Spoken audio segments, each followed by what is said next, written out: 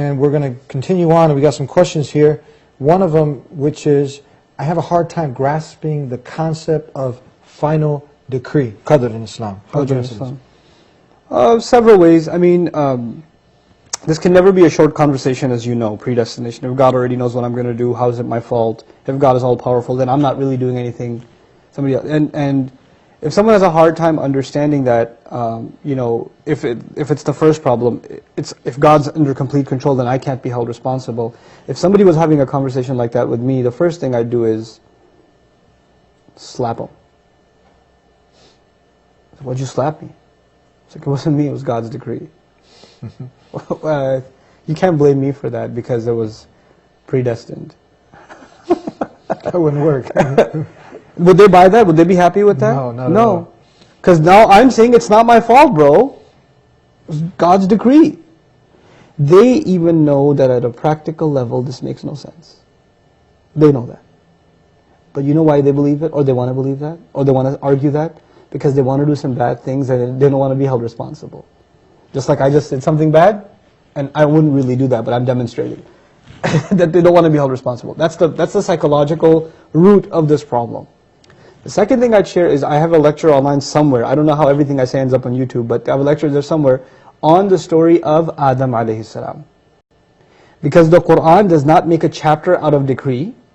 Rather, the Quran teaches the lessons of decree from the story of the first human being, teaching us that if there was any human being that had the right to ask, hey, you already knew I was going to end up on earth. What do you mean I ate from the tree as punishment, I got to go on the earth? You already knew all of that. If there was any human being who could have argued God's decree is entrapment, who could it have been? Adam alayhi salam. We learned the solution to this problem in the Quran from Adam alayhi salam, and his story says that a careful study of his story, little by little, is very important. And at the same time, you know what Shaitan said? Oh, you planned this whole thing against me. You made me slip. So the one who says God decreed me to slip is who? The devil. The devil. The one who says I was the one who was wrong, رَبَّنَا ظَلَمْنَا أَنفُسَنَا, we wronged ourselves. Not God wronged us, we wronged ourselves. If He doesn't forgive us and show us mercy, we'll be from the losers. The one who admits his own fault is Adam. The one who refuses to admit his fault and says it's God's fault is? The devil. The devil. That's what we're learning in the first human being story. No surprise, they call this the oldest problem in philosophy. The devil wants to continue what his failure, he wants to inject that virus into us. It's the oldest problem in philosophy because that's Shaitan's problem. Predestination was Shaitan's problem, you know. We were with our brother Chris, and I don't know if you remember, and he asked the same question to you. We were having lunch, and you gave an analogy, a story. Can you share that with us? Do you remember that? Sure, I remember the A and the B, yes, the two lists in a party. Yes, I can share that analogy with you. That's actually the way my teacher explained it to me, because I used to have the same question, and you know, different people are satisfied different ways. I was satisfied with that explanation. He was satisfied with that also, yeah. Okay, so I'll share it with you. Now imagine that I'm throwing a party. Yeah. And I make two guest lists, people I'm going to invite. Guest list A and guest list B. Guest list A, it's secret. These are the people I'm going to invite, and nobody knows who's on this list. Nobody knows. It's a secret list. Guest list B is open. And I say to people, if you want to be on B, here's what you got to do. I give them a few to-do lists, and if you do these things, you can get on guest list B. Now here you are, you want to come to my party.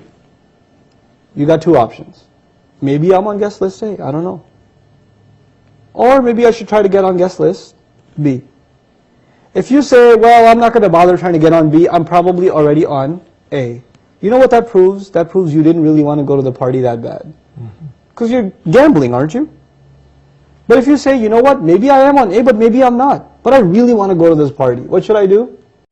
Whatever tasks there are to guarantee my spot on guest list B. This is basically how guidance works, predestination works.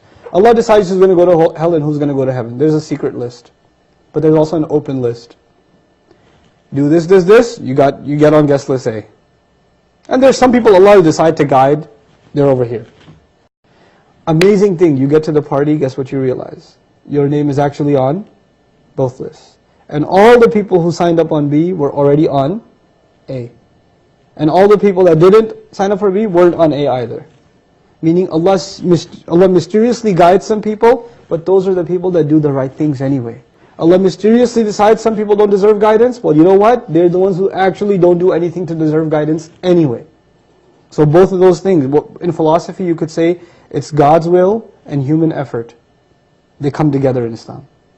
They come together. And the way they come together in the Qur'an, where this whole thing comes from, is actually one word in the Qur'an. It's in the Fatiha. Iyaka nasta'een.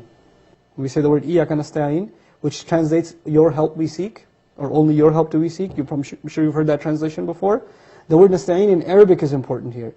Different kinds of asking for help. I'll very quickly explain.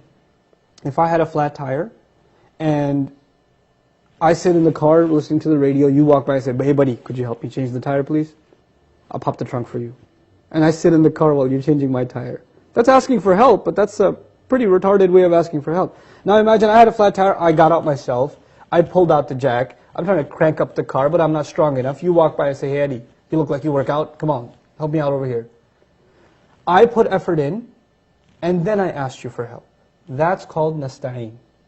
Asta'inuka, I'm putting effort in already, and now on top of that I'm asking you for help. You know what we learned from that? The only time you and I have a right to ask Allah for help is when we do what first? Put effort in. If we don't put effort in, we have no right to ask God for help. This is what Allah does over and over and over again. The companions go all the way to the Battle of Qadr. The angels arrive after that. The angels are not there ahead of time saying, hey, we've been here since 3 o'clock, where you guys been?